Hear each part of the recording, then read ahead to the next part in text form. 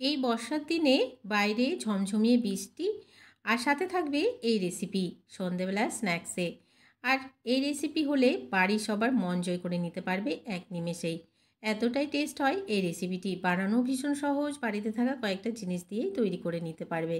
নমস্কার বন্ধুরা, নন্দিনী সিম্পল কুকের আরও একটি পর্বে আপনাদের সবাইকে জানাচ্ছি স্বাগত। আজকে তৈরি করেছি একটি ইভিনিং স্ন্যাক্স রেসিপি। তাহলে চলো ঝটপট করে আজকে রেসিপিটি দেখে নিই।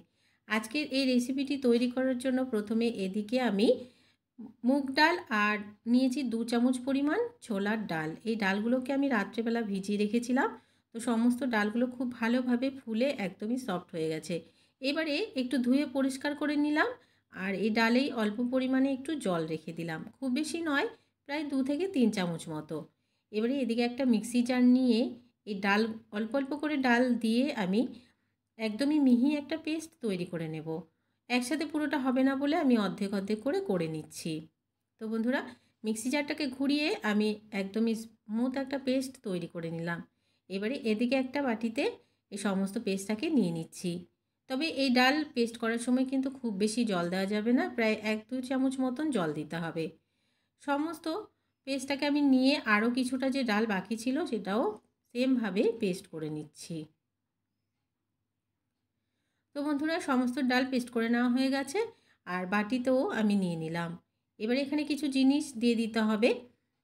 তার আগে আমি এখানে দিয়ে দিচ্ছি 2 চামচ পরিমাণ সুজি। একটু ক্রিস্পি ভাব আনার জন্য আমি এখানে 2 চামচ পরিমাণ সুজি দিলাম। খুব বেশি দিতে হবে না, 2 চামচ পরিমাণ দিলেই হবে। এবারে খুব ভালো করে একটু নাড়াচাড়া দিয়ে মিশিয়ে নিচ্ছি। খুব ভালো করে সুজিটাকে একটু নাড়াচাড়া দিয়ে মিশিয়ে নিলাম। এবারে এখানে দিয়ে দেব আমি বেশ খানিকটা পেঁয়াজ কুচি। এখানে দুটো মাঝারো সাইজের পেঁয়াজকে একদমই মিহি করে আমি কেটে নিয়েছি। পেঁয়াজটাকে অবশ্যই একটু ছোট করেই কেটে নিতে হবে। এবার এখানে দিয়ে দেব গ্রেট করে রাখা গাজর। এখানে একটা গাজর নিয়েছি আর নিয়েছি 3টে কাঁচা লঙ্কা কুচি, নিয়েছি গ্রেট করে রাখা আদা আর 6 থেকে 7 কোয়া রসুনকে গ্রেট করে নিয়েছিলাম। সমস্ত কিছুকে এখানে দিয়ে দিচ্ছি। আদা আর রসুনটাকে অবশ্যই একটু গ্রেট করে দিতে হবে। এবারে এখানে দিয়ে দিচ্ছি পরিমাণ মতো লবণ, দিয়ে দিচ্ছি 1/2 চামচ থেকেও কম হলুদের গুঁড়ো, দিয়ে দিচ্ছি 1/2 চামচ থেকেও কম আজওয়াইন, আর দিয়ে দিচ্ছি 1 চামচ পরিমাণ চিলি ফ্লেক্স, আর দিয়ে দিচ্ছি 1/2 চামচ পরিমাণ কালো জিরা, আর দিয়ে দিচ্ছি 1/2 চামচ পরিমাণ গরম মশলা। দিয়ে খুব ভালো করে এগুলোকে মেখে নিতে হবে। খুব ভালো করে মিশিয়ে নিতে হবে যেন মশলাটা খুব ভালোভাবে সমস্ত কিছুর সাথে মিশে যায়। তোমরা চাইলে হাত দিয়েও মেখে নিতে পারো খুব ভালোভাবে। তো বন্ধুরা, সমস্ত কিছুকে আমি খুব সুন্দর করে মেখে একদমই রেডি করে নিলাম। এগুলোকে কিন্তু আর একদমই রেস্টে রাখবে না, তৈরি করে নিতে হবে, না হলে যে আমরা পেঁয়াজ আর গাজর ব্যবহার করেছি সেগুলো থেকে জল ছাড়তে শুরু করে দেবে, যেহেতু আমরা লবণ ব্যবহার করেছি। এবারে এদিকে তেল গরম হতে দিয়ে দিয়েছিলাম আগে থেকেই। তেলটা যখন দেখবে পুরোপুরি গরম হয়ে গেছে তখন এখানে এক এক করে বড়ার আকারে তৈরি করে ছেড়ে দিতে হবে। তো আমি ছোট ছোট করে বড়ার আকারে তৈরি করে ছেড়ে দিচ্ছি। একসাথে অনেকগুলো দিয়ে দিলাম।